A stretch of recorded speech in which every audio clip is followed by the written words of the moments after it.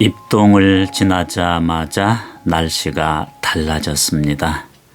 감기 조심하십시오. 안녕하세요. 오늘 하루 이정명입니다. 네, 혹시 첫눈을 보셨나요? 첫눈을 맞아보셨는지요? 방송을 통해서 첫눈 소식이 전해졌지만은요, 새벽에 내린 눈발을 보신 분은 그리 많지 않을성 싶습니다. 저는 새벽 출근길에 올해 처음으로 날리는 그 눈발을 보았습니다. 운이 좋게도요. 그런데요, 첫눈이라고 하기에는 너무 아쉬웠던 그런 눈이었습니다. 그래서 오늘은 정우성 시인의 시 첫눈 오는 날 만나자를 먼저 듣고 가겠습니다.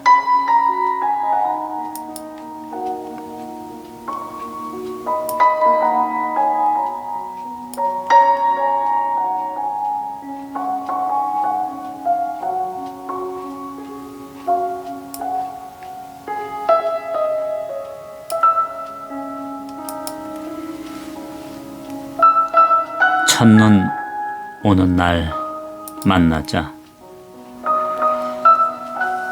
첫눈 오는 날 만나자. 어머니가 쌀이 빗자루로 쓸어놓은 눈길을 걸어 누구의 발자국 하나 찍히지 않은 순백의 골목을 지나 새들의 발자국 같은 흰 발자국을 남기며 첫눈 오는 날 만나기로 한 사람을 만나러 가자.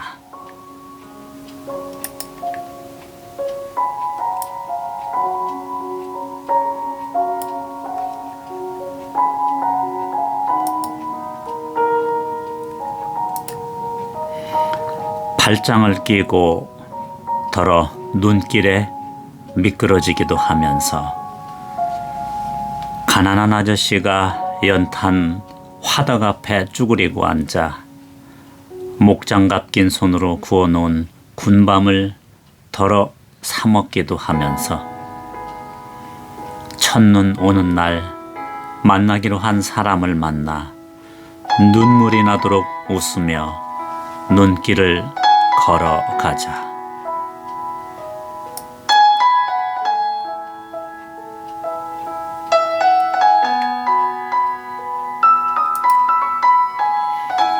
사랑하는 사람들만이 첫눈을 기다린다.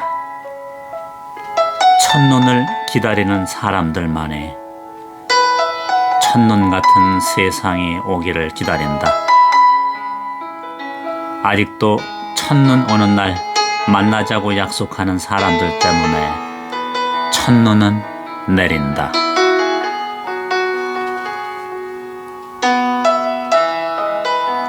세상에 눈이 내린다는 것과 눈 내리는 거리를 걸을 수 있다는 것은 그 얼마나 축복인가.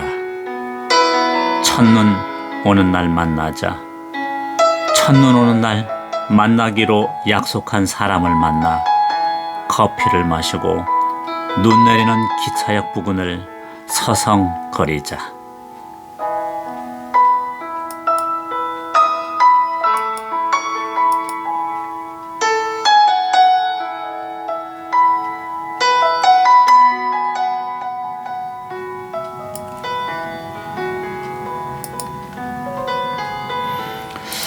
네, 어떠셨나요? 글쎄요, 첫눈만큼 우리 마음을 순수하게 만들고 누구나 마음 가득 사랑을 품고 얼굴에 가득 해맑은 미소를 띠게 하고요, 우리를 감동의 물결 속에 머물게 하는 것이 글쎄요 또 있을까요? 어릴 적, 아니 성장에서도 첫눈은 늘 우리 마음을 감당 못하게 설레게 합니다. 연인과 친구와의 첫눈 내리는 날 데이트야 뭐 말할 게 있겠습니까? 첫눈이 왜 내릴까? 그 답을 시인은 이렇게 말하고 있습니다. 아직도 첫눈 오는 날 만나자고 약속하는 사람들 때문에 첫눈은 내린다. 이렇게 표현을 했습니다. 참 시인의 관찰, 통찰, 은유는 대단하죠? 참 멋지네요. 그래요. 우리의 생활이란 게 매일 반복되는 지루함의 연속이죠. 그럴까 봐서 하늘의 섭리가 모든 사람의 마음을 첫눈을 통해서 뒤에 흔들어 놓았습니다. 점차 늘어가는 사람들의 수명이 좋기는 하지만은, 오래 사는 것이 좋기는 하지만은, 감동이 없이 지나가는 삶은 저는 재미가 없을 것 같습니다. 그래서 중요한 것은요, 자주 내 생활 속에서 작은 이벤트를 갖는 것이 중요하고, 그 의미를 부여하고 살아야 된다고 생각을 합니다. 어른들과는 달리 요즘 젊은 사람들은 이런데 정말로 순발력 있게 대처를 하고 기발한 아이디어가 많습니다. 시의 사연에 세상에 눈이 내린다는 것과 눈 내리는 거리를 걸을 수 있다는 것은 그 얼마나 큰 축복인가, 이렇게 얘기하는 것은 정말 의미가 크다고 생각합니다. 아직도 첫눈을 기다리며 누군가를 생각하고 기다리고 하는 것은 그 대상에 대한 사랑과 애정이 남아있음을 의미하는 것이니까요. 그것이 비록 추억일지라도 말입니다. 그런데요, 저는 첫눈에 대한 벅찬 감동을 느끼면서 내 안에 무엇이 있길래 그토록 순수해질까 하는 그런 생각도 해봅니다. 무슨 말씀이냐면은 첫눈에 대한 설레임, 감동, 기다림, 기쁨, 이런 것들은 정말 뭐라고 표현하기 어려운 감정, 벅찬 감정이 있어야 가능하기 때문이죠. 바로 내 마음의 한편에 이렇게 순수하고 여리고 아름다운 마음, 다시 말씀드려서 또 하나의 내가 있다는 얘기입니다. 우리 내면에는 남에게 인정받고 싶고 사랑받고 싶어하는 내가 있다는 거죠. 우리는 지나치게 이성의 힘으로 참는 것에 대한 주입식 교육을 받았기 때문에 표현을 잘 못하고 있죠. 내 안에 또 다른 나는 여리고 순수하고 사랑받고 싶어하는 내가 있다고 사람들은 말하고 있습니다. 그래서 구김없이 즐거움을 표현하는 것도 이를 증명하는 것이라고 합니다. 심리학자들은 그것을 나의 내면의 아이라고 이렇게 부르더군요. 그런데 내면의 아이를 너무 지나치게 이성의 힘으로 누르면은 강박증, 신경증이 생긴다고 하네요. 신앙에도 마찬가지라고 그럽니다. 적극적인 자기 표현, 긍정, 자존감이 그래서 필요하다고 말합니다. 우화를 하나 들려드리겠습니다. 옛날에 어느 나라에 한 어린 왕자가 살고 있었습니다. 왕자는 몸이 약해서 늘 힘들게 지내고 있습니다. 병으로 약한 왕자를 보던 왕은 자신도 이제 그것을 보는 것이 지쳐서 왕자를 성의 외딴 방에 가두고 이렇게 말합니다. 왕자, 너의 마음에 기쁨이 찾아올 때까지 절대로 밖으로 나오지 말라. 이렇게 냉정하게 명령을 했습니다. 하지만 왕자는 자신을 아무리 살펴보아도 불행과 우울 그리고 고통밖에는 없었습니다. 그래서 밖으로 나가지 못하고 언제나 외딴 방에서 혼자 지내야만 했습니다. 왕자는 이제 몸과 마음이 아프고 누군가의 도움이 절실해졌습니다. 어떤 방법으로든 왕자를 치료해서 기쁨을 가지고 외딴 방에서 나오게 돕는 것이 사실은 왕의 책임이었습니다. 이야기는 여기에서 싱겁게 끝나지만은 중요한 것은 이제부터입니다. 아픈 왕자는 바로 우리 안에 있는 상처받고 힘들고 사랑받고 인정받고 싶은 내면의 아이이고 왕은 바로 우리 자신이라는 것입니다. 실제로 나의 내면 아이는 더 잘 살고 싶고 인생을 소중하게 만들고 싶은 그런 욕구가 강합니다. 그 내면 아이가 활발한 삶을 살 수 있도록 돌아오게 만드는 것이 남이 아니라 우리라는 것이죠.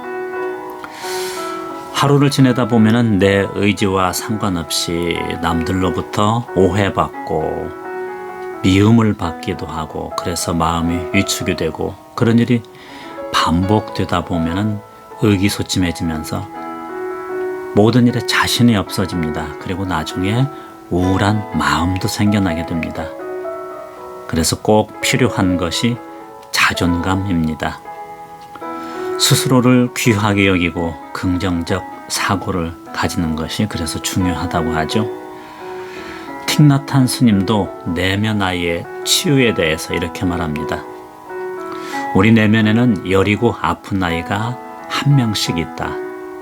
우리 모두는 어린 시절을 힘들게 보냈으며 아픈 경험이 만져질 때마다 그 감정과 기억들을 무의식 깊은 곳으로 밀어넣는다. 수십 년 동안 이 아이를 바라보지 않는다. 그러나 모른 척 한다고 해서 그 아이가 그곳에 없는 것은 아니다. 언제나 그곳에 있으면서 우리의 관심을 받고 싶어 한다. 이렇게 말했습니다.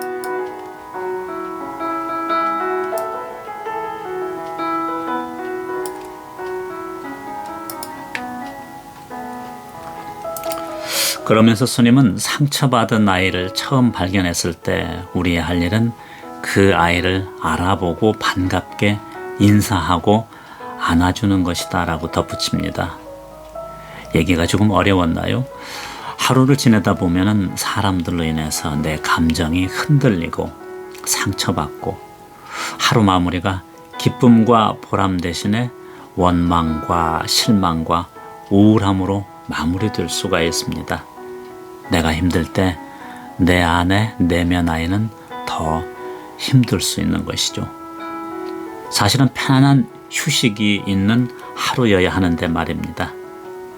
그래서 이럴 때 꼭 필요한 것은 내가 왕이 되어서 왕자를 위로하는 것입니다. 왕자는 틀림없이 그 어느 날에 멋진 왕이 될 거라는 자존심을 심어주는 것. 그런 거 말입니다. 첫눈으로 시작된 얘기가 여기까지 간 것은 나름대로 이유가 있습니다. 어느 날 제 아내가 눈 내리는 골목 가로등을 한참을 올려다보면서 함께 보자고 알려줍니다. 시야를 좁혀서 가로등에 비친 내리는 눈은 얼마나 아름다운지 경이롭다고밖에 표현할 방법이 없었습니다. 수백 수천의 눈송이가 제각기 길을 찾아 날아가면서 내리는 모습은 장관이었습니다. 시야를 좁혀서 가로등 불빛에 내리는 눈을 보는데 그런 장관이 또 있을까요? 아내는 일찍이 그걸 알았습니다. 골목에 내린 눈이면 가로등 밑에 가서 그 불빛에 가서 한번 쏟아지는 눈을 잠시만 바라보시기 바랍니다. 그러면 이렇게 제가 드리는 말씀을 이해하실 수 있을 겁니다. 불빛에 쏟아지는 그 눈을 보며 내 자신이 눈이 되어 내리는 느낌도 들고요. 우리의 불편한 감정도 다 녹여버려지고 날려버리게 충분했습니다. 한참 쳐다보면 경탄이 절로 나옵니다. 신비라고 밖에요. 그리고 이내 얼굴에 웃음이 가득할 것입니다. 경험하지 못한 걸 경험하게 될 것이니까요. 내 내면의 아이는 그 순간에 크게 기뻐하고 삶의 의욕도 느낄 것입니다. 첫눈이라고 하기에는 너무도 아쉬운 눈이었지만 이제 눈은 또 내릴 것입니다. 내리는 눈 속에 왕자와 왕인 내가 다시 못 올 순간처럼 얼굴 가득 웃음으로 한번 대하시고요. 그런 경험을 한번 가져보시기 바랍니다. 왜냐하면 세상에 제일 소중한 것은 내 자신이고 나는 시간이 흐르면 어떤 존재가 될지 모르기 때문입니다. 편안한 휴식 있는 시간 나뭇가지 끝에도 켜켜이 눈이 쌓이고 내 마음에도 쌓이고 그 속에 나의 추억을 찾아가는 눈 내리는 밤을 상상해도 좋을 것입니다. 이렇게 밤은 안에 휴식 시간은 이래서 나와 내면의 아이가 모두 편안해지고 건강해지는 시간이기도 합니다. 네, 이제 날씨는 겨울 여행을 시작했습니다. 따뜻한 것이 그리운 겨울, 안도현 시인의 시 모닥불도 우리 마음을 편안하게 그리고 따뜻하게 해줄 것입니다. 안도현 시인의 모닥불입니다. 모닥불. 모닥불은 피어오른다. 어두운 청과시장 귀퉁이에서, 지하도 공사장 입구에서, 잡것들이 몸푼 세상 쓰레기장에서, 철야 농상한 여공들 가슴 속에서, 첫 차를 기다리는 면사무소 앞에서, 가난한 양말에 구멍이 난 아이 앞에서, 비탈진 역사의 텃밭가에서, 사람들이 착하게 살아있는 곳에서, 모여있는 곳에서 모닥불은 피어오른다.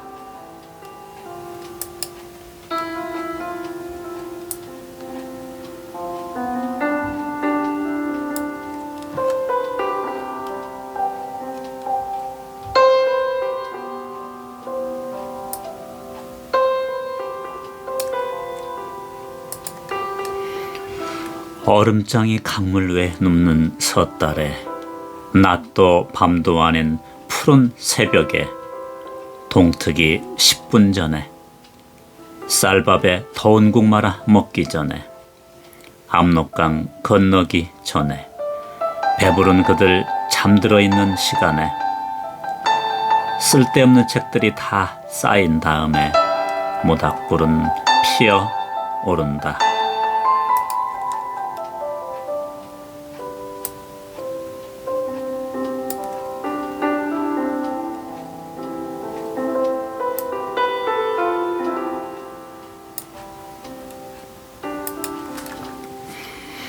언 땅에 신선한 충격을 주는, 훅훅 입김을 하늘에 불어넣는, 죽음도 그리하여 삶으로 돌이키는, 삶을 희망으로 전진시키는 그날까지 끝까지 울음을 참아내는 모닥불은 피어오른다. 한 그루 향나무 같다.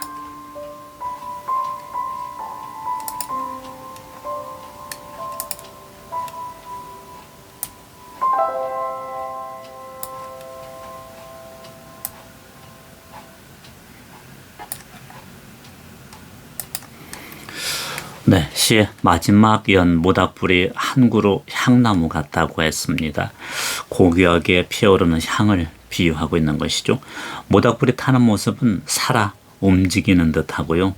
모닥불이 타는 소리는 매 순간 우리가 살아있음을 깨워주고 있습니다. 냄새 또한 아무 곳에서나 맡을 수 없는 추억의 냄새이기도 합니다. 시는 자신을 불태우면서 어둠을 밝히는 모닥불을 통해서 고난과 시련에 처한 사람들을 위로하면서 희망의 메시지를 전달하고 있습니다. 중요한 것은 향처럼 피어오르고 모닥불처럼 타오르는 자존감을 내 안에서 키워 내 안에 추울지 모르는 내면 아이도 따뜻하게 보살피고 그 힘을 얻어서 희망을 키워가자는 그런 뜻도 있습니다.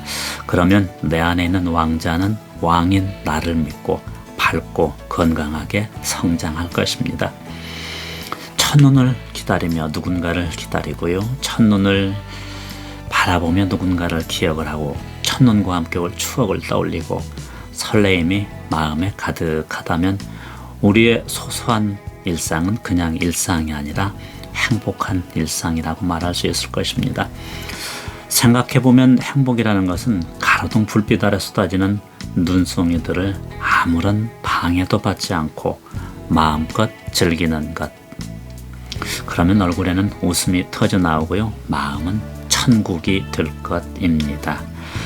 내 내면의 아이도 그 순간은 나와 하나 되어서 밤새도록 웃고 행복해할 것입니다. 남들 챙겨주는 것도 중요하죠. 하지만 나의 내면의 아이는 나에게 늘 관심을 가져달라고 말하고 있습니다. 그래요. 관심은 사랑이니까요. 나를 사랑하는 시간 되시기 바랍니다. 편안한 시간 되십시오.